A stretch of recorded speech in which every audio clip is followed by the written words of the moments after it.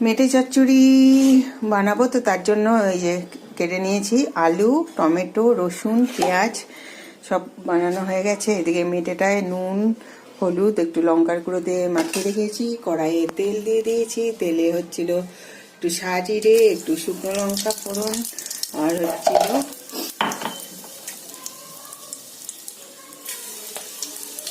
দারচিনি। তো ফোড়নে দিয়ে দিলাম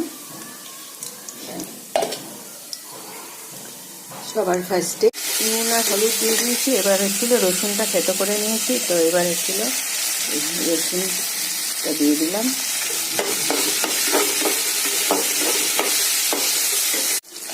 এবার টমেটো অ্যাড করে দিলাম, একটু আদা, মশলাগুলো সব অ্যাড করে দেবো। মশলা বেশি দেবো না, লঙ্কার গুঁড়ো,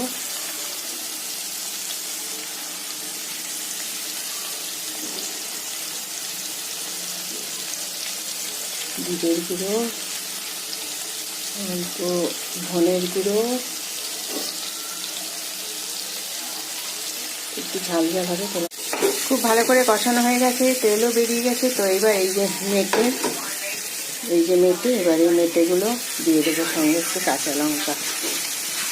এবার মেটেগুলো দিয়ে, মেটে হতে তো বেশিক্ষণ টাইম লাগবে না সেদ্ধ হতে, তো তার জন্য আগে মশলাটা ভালো করে কষিয়ে নিয়েছিলাম। ওকে,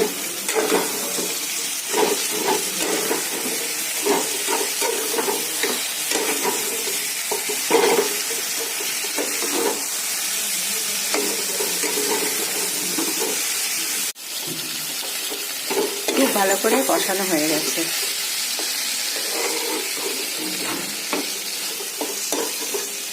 মেটেগুলো অলমোস্ট সেদ্ধ হয়ে গেছে মেটে, তো কষানো ভালো করে হয়ে গেছে।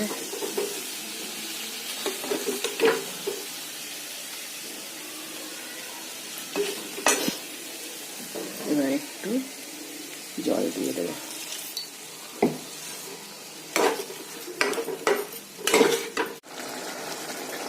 অলমোস্ট ডান আমার মেটে চচ্চড়ি। একটু নামানোর আগে ফ্লেভারের জন্য কাঁচা লঙ্কা আর এই যে একটু হচ্ছিল দারচিনি।